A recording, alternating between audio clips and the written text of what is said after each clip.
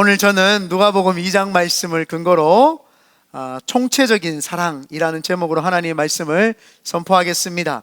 아담과 하와는 원래 하나님의 자녀로서 이 땅을 정복하고 다스리고 하나님의 대리인으로서 하나님이 불러서 에덴 동산에 세우셨습니다.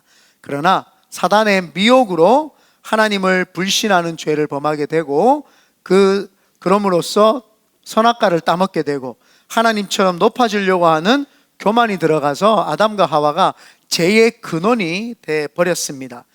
그래서 하나님께서 근심하고 있었습니다. 사단은 원래 아담과 하와를 깨는 사람이 아니라 깨는 그 천사가 아니라, 사단이라고 하는 것은 원래 가장 아름답게 지어진 피조물 중에 하나였습니다. 하나님 곁에서 이 사단, 루시퍼, 마귀 동일한 인물입니다. 하나를 이야기를 합니다. 이 하나님 곁에서 찬양을 인도하던 천사장이었어요.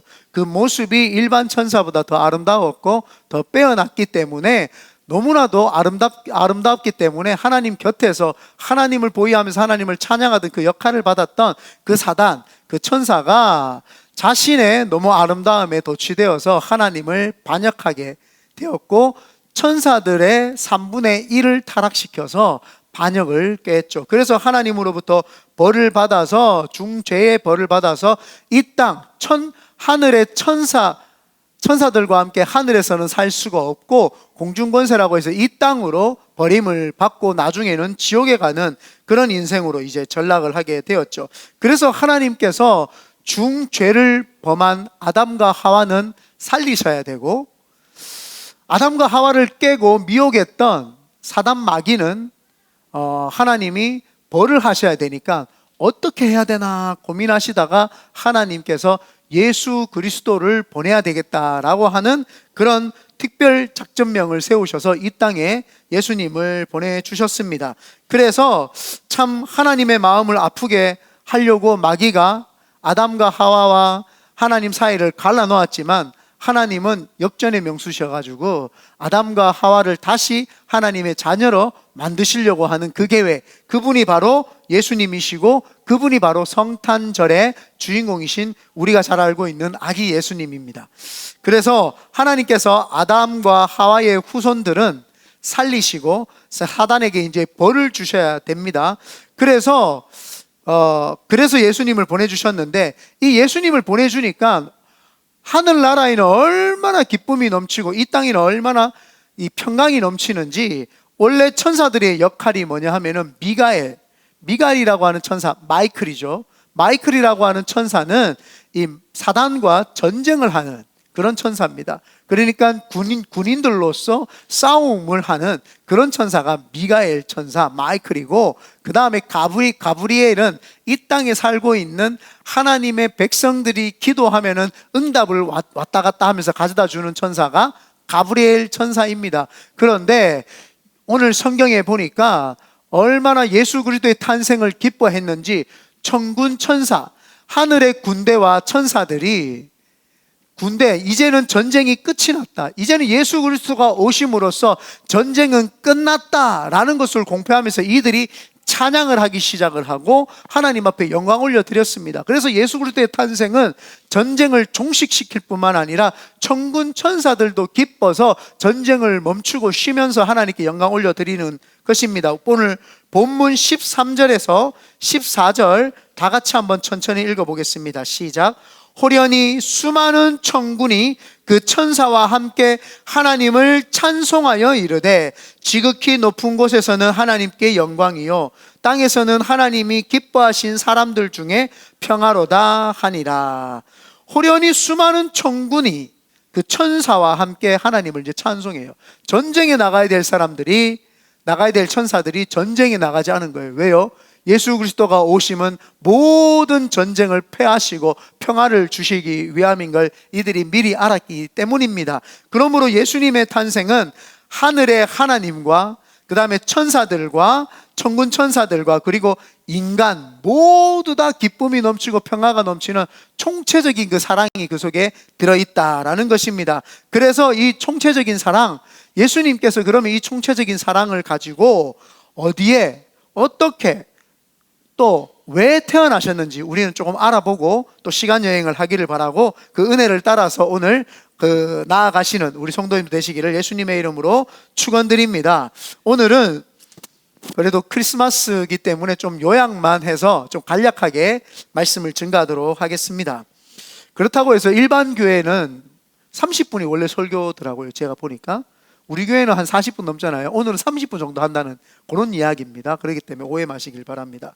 웃으셔야 되는데 안 웃네요. 네, 오랜만에 써먹어서 그렇구나. 네, 적응이 안 되는가 봐요. 첫 번째, 동정녀의 몸에서 태어나셨습니다. 인간은 원래 흙으로 이 육체가 만들어졌습니다. 그리고 그 속에 성령님의 기운, 생기가 확 들어오면서 생명, 살아있는 영이 이제 되었습니다. 그래서 인간은 하나님으로부터 태어났어요. 아담과 하와는 인간으로부터 나온 것이 아니라 하나님으로부터 나왔습니다. 그래서 인간은 이 땅에 육신은 흙으로 왔기 때문에 이 땅 보이는 세계의 육신을 가졌고 하나님 영으로부터 생기로부터 왔기 때문에 보이지 않는 영적 세계와도 연결이 되어 있는 이중국적자입니다. 그래서 이 땅에 보이는 세계와 보이지 않는 세계, 그 두 세계를 다 하나님으로부터 태어나면서 두 세계를 다 소유했던 그 사람들이 바로 아담과 하와였습니다. 그래서 이 땅에서는 하나님의 뜻을 이루며 살아가야 됐고 천국에서는 하나님의 음성을 듣고 하나님 앞에 그 우리의 기도로 올려드려서 하나님과 소통할 수 있는 그런 역할들을 했던 사람들이 바로 이 인간이었습니다. 그런데 인간이 범죄함으로 이중국적 중에 하나인 영적 세계가 사라지게 됩니다. 그래서 인간은 육적인 세계, 보이는 세계에서만 이제 살 수밖에 없는 죄인의 신분으로 살아가죠. 그래서 아담으로부터 나오는 자녀들은 전부 다 이중국적이 아니라 이 보이는 세계의 국적 하나만을 가지고 태어나면서 죄인으로서 태어나게 되고 영적인 세계는 이제 볼 수 없는 그런 이제 상태가 되어 버렸습니다. 그래서 하나님께서 예수님을 보내실 때에 왜 동정녀 마리아의 몸에서 태어나게 하셨느냐? 예수님은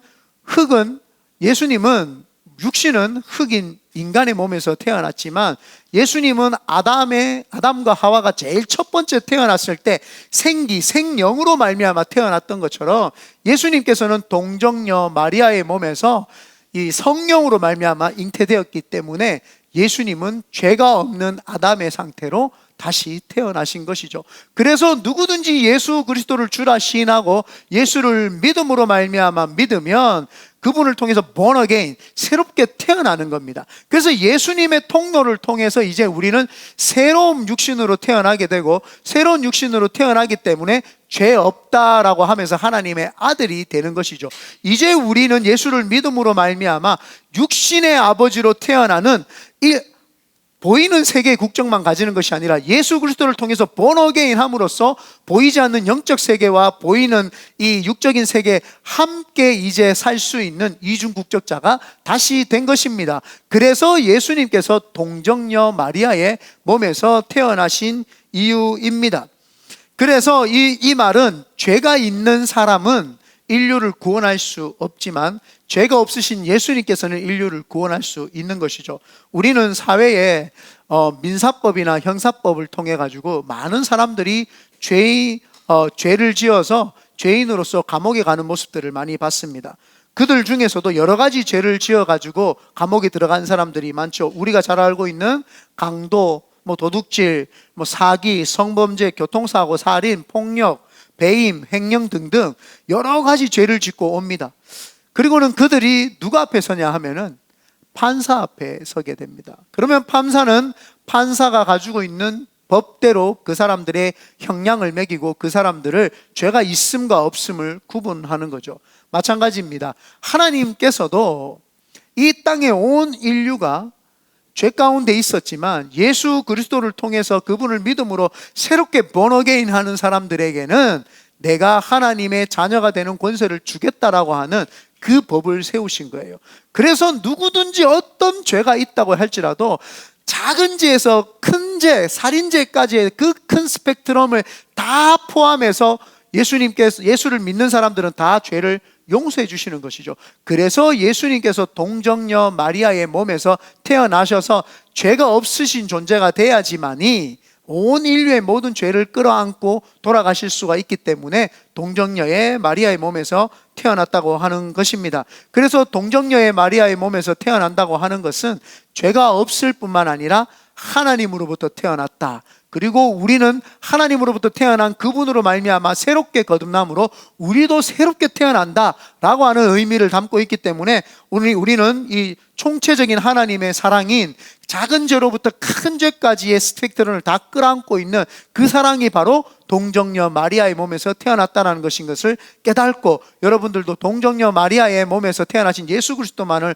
오직 구세주로 믿게 되시기를 예수님의 이름으로 축원드립니다. 두 번째입니다. 베들레헴에서 태어나셨습니다. 성경에 하나님께서 변하지 않는 것이 있다고 말씀하고 있습니다.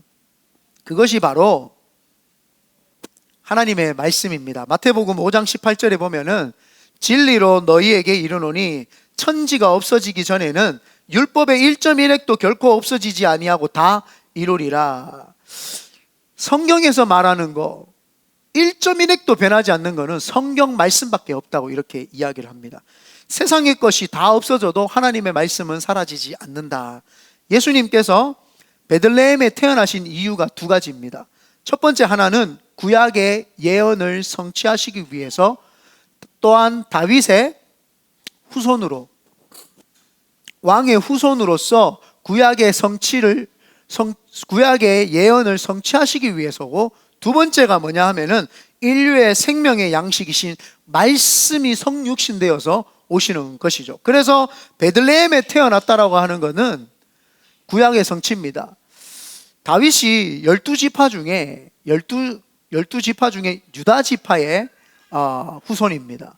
그래서 유다 지파의 후손으로서 다윗이 태어났고, 다윗의 왕권의 그 자녀 중에 메시아가 태어날 것이라고 하는 구약에 20번이나 나오는 그 예언이 있습니다.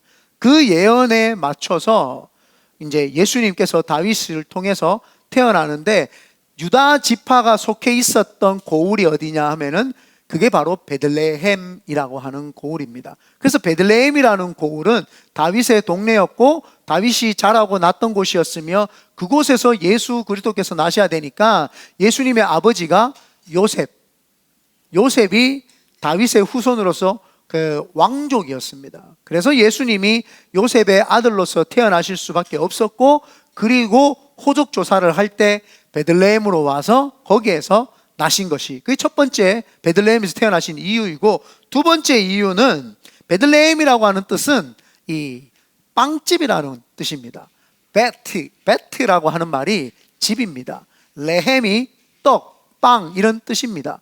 그래서 베틀레헴, 원래 그래서 베틀레헴인데 우리는 이제 그거를 여는 법칙을 우리는 써서 베들레헴 음나우트라고 하죠. 역행동합니다. 예. 그래서 베들레헴 이렇게 이제 우리는 발음을 합니다. 그래서 이 베들레헴은 빵집이다. 그러면은 유추해 보면은 벳엘은 뭡니까? 베트엘은 집이죠.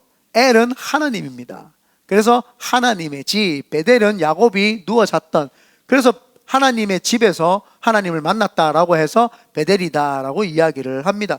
이 베델, 떡집, 빵집에서 태어났다라고 하는 것은, 예수님이 베들레헴에서 태어나신 이유는 인간의 육신을 위해서 인간은 육신을 위해서 떡과 빵을 먹어야 되지만, 하나님의 사람은 영이 살아나면은 하나님의 말씀을 가지고 먹고 살아야 되는 겁니다.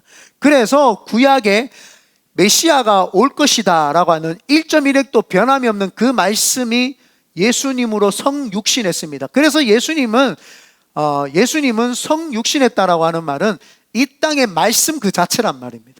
말씀이 성육신이 되었다, 살아서 거룩하게 살아나셨다라고 하는 말은 말씀이시다 이 말입니다. 예수님 자체가 그냥 말씀이신 거예요. 그래서 그 말씀이 이 땅에 오셔서 베들레헴 빵집으로 오신 이유는, 인간은 육신도 채워야 되지만 영적인 것들을 갈급함을 채워야 된다. 그래서 베들레헴으로 태어나신 거예요. 베들레헴에서 태어나신 거죠. 그래서 예수님께서는 육에서부터 영적인 것까지도 모든 말씀으로 일맥상통하게 그들을 양육하겠다라고 하는 메시지가 그 속에 다 담겨져 있는 것입니다. 그래서 동정녀의 몸에서 태어난 것은 작은 죄부터 큰 죄지만 베들레헴에서 태어났다고 하는 것은 저 깊은 흑암의 육신부터 저 신령한 영적인 것까지도 다 통합할 수 있는 말씀으로서 이 땅을 정화시키고 변화시키기 위해서 오셨다고 하는 사실. 그러므로 이 땅의 기준이 바로 예수님이시고, 예수님 아니고는 어떤 사람들도 예수 그리스도로 말미암지 않고는 천국에 인간을 데리고 갈 수 없다라고 하는 그것이 바로 선포입니다. 기준이고 선포입니다. 그래서 그 선포 앞에서는요, 헤롯 왕이라고 하는 사람이 남아 제한법을 두고 남아 살해법을 둬가지고 베들레헴에 태어나는 모든 아이들을 죽이라고 했지만, 말씀이 성육신되었기 때문에 1.1핵도 변하지 않는 말씀은 아무리 세상의 임금이 없애려고 해도 왕 중의 왕이신 예수님은 1.1핵도 변하지 않기 때문에 말씀은 사라지지 않고 건재하셔서 인류의 구원을 이루셨다고 하는 사실이죠. 그러므로 오늘도 세상법 위에 계시는 그 상위법에 있는 하나님의 법이신 나사렛 예수 그리스도의 말씀을 붙잡고 살아가시기를 예수님의 이름으로 축원드립니다. 세 번째입니다. 말구유에서 태어나셨습니다. 이 말구유에서 태어나신 것은 우리가 섬김으로써 가장 낮은 곳으로 왔다는 것을 잘 알고 있습니다. 인류의 모든 종교는 인간이 신을 찾아가야 합니다. 신이 노할까 봐 두려워가지고 인간은 자신의 고행을 통해서 신을 한번 찾아보려고 굉장히 많은 노력을 했습니다. 그리고 자신의 멍에를 져야지만이 신께 도달한다고 생각을 해서 자신의 몸을 학대하고 죽이고 절제하고 막 돌을 닦고 그렇게 하면서 신께 나아가려고 했습니다. 그러나 단 한 사람도 제대로 된 고행을 할 수 없고 제대로 된 멍에를 맬 수 없기 때문에 하나님께 신께 나아갈 수 있는 사람은 단 한 명도 없었죠. 그래서 모든 인간은 스스로 신께 나아갈 수 없기 때문에 죽음에 이르게 되고 지옥에 갈 수밖에 없게 되었습니다.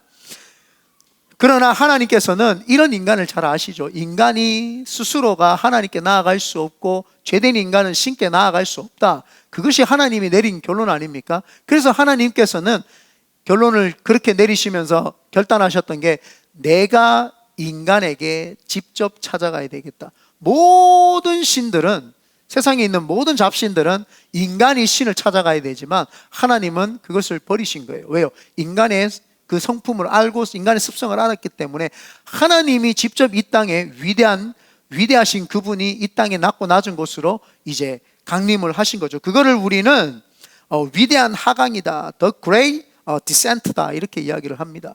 위대한 하강을 하신 분이 바로 하나님이시죠. 가장 높은 위치에서 가장 낮은 위치로 하강하신 거예요. 예. 그래, 너가 아빠 맞다 그래. 지금 우리 아빠 이야기하니까 좀 들어줄래? 내 얘기 들어줄래? 들어봤니? 오늘 못 들었니? 네. 그래서 가장 높은 위치에서 가장 낮은 위치로 하강하셨다. 네. 이게 위대한 이제 하강이라고 우리는 이야기를 하는데, 예수님께서는 신이시기 때문에 원래 시간의 제약을 받지 않으셨지만 그 위대한 하강은 시간의 제약을 받으시겠다라는 거예요. 시간의 제약을 받으시겠고 공간의 제약이 없으신 분이 공간의 제약을 받겠다는 거예요. 언어의 제약이 없었던 그 하나님이 언어의 제약을 통해서 내가 일을 하겠다고 이 땅에 하강을 하셨죠. 그래서 그분의 총체적인 사랑은 모든 인간의 남자나 여자나 부유한 자나 가난한 자나 늙은 노인이나 갓 태어난 아기나 그런 모든 사람들의 스펙트럼을 다 끌어안는 거예요. 내가 가장 높은 직위에서 가장 낮은 직위로 왔다. 그래서 말구유에서 그분이 태어나신 겁니다. 제가 예전에 중국에서 사역할 때 중국 분들과 한국 분들이 은혜를 받는 포인트가 좀 달라요.